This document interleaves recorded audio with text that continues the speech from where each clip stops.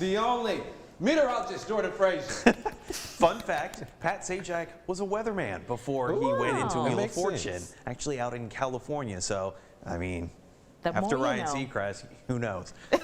Who knows? Well, what I do know is that it's hot out there, and there's no change in that either. Of course, it's been hot, it's summer, but this is abnormal. So it's typical with our El Nino pattern that we see an early kind of summer pattern where we get a lot of the stronger winds from the west, and well, we're kind of just in a big heat bubble right now. 76 right now as you're waking up in Temple, 77 for Waco, 78 for Killeen as well as Bryan.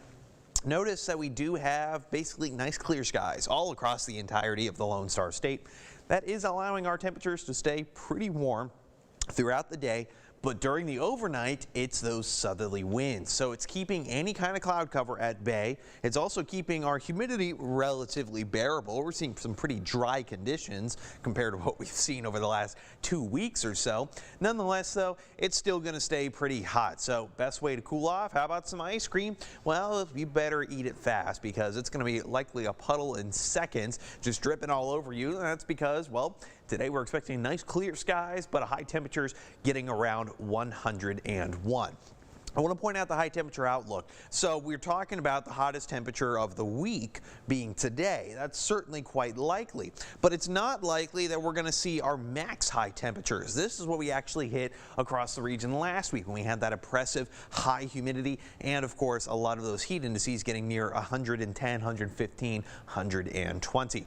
Here were yesterday's high temperatures all recorded at Waco, Temple, and Killeen, and here's today's projected high temperatures. So we're getting pretty close, and likely it will be one of the hottest days of the week. If it's not for your city, it will be for a couple of other ones. Here's your heat index. It's actually not looking too terribly bad. 105 for Temple and Marlin, 107 for Waco, 103 for Mahia and Fairfield. That's still going to be enough that our excessive heat warning is staying in effect throughout tonight. Likely it will expire for a number of central Texas counties and drop down to just a heat advisory.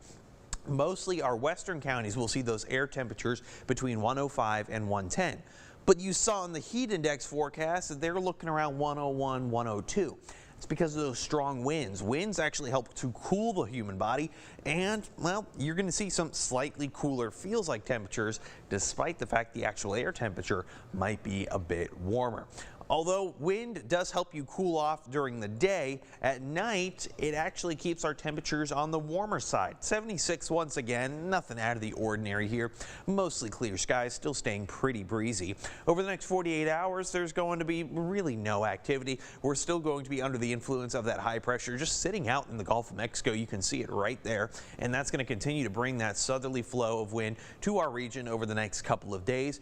But it will be calming down as we make our way into the weekend. That's going to allow a little bit of that cloud cover to build up. We might start to see a little bit of relief.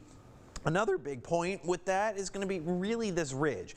This is the big just heat dome sitting over us. It's going to be pushing its way out to the far east, kind of pushing its way out into Louisiana, Alabama, Mississippi. We're looking at even into the panhandle of Florida.